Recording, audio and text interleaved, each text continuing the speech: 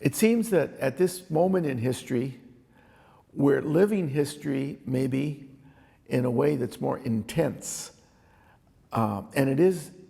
in history that God is manifesting himself and God is calling us. And this pandemic, even though it's brought with it all kinds of bad things, all kinds of difficult things, obviously is bringing with it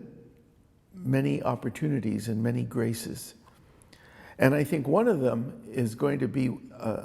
the grace that in Holy Thursday and in the Paschal Mystery, we are trying to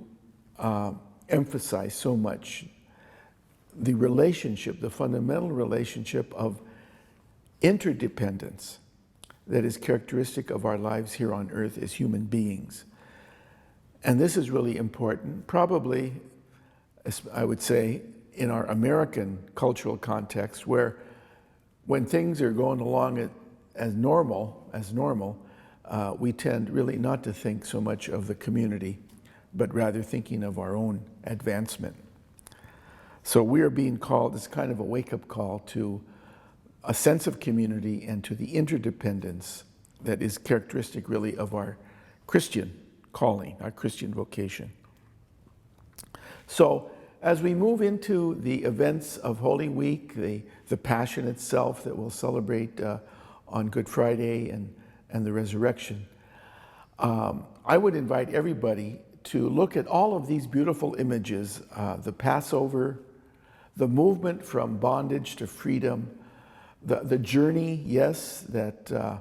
our faith has been framed in the Jewish scriptures, the Hebrew scriptures, and in the gospel, and especially the example of Jesus in making the Eucharist, the Eucharistic event, where we give thanks to God for all that we've received and where we share from all of the gifts that we have, freely giving and receiving and interacting with each other. And then the beautiful image of Jesus was stooping down and washing the feet of his disciples as an example of the basic orientation toward a life of service that we're being called to. And all of this in the context of this terrible pandemic, which we pray will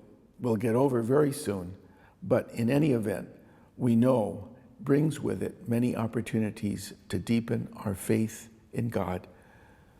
our love of God, and our love for one another.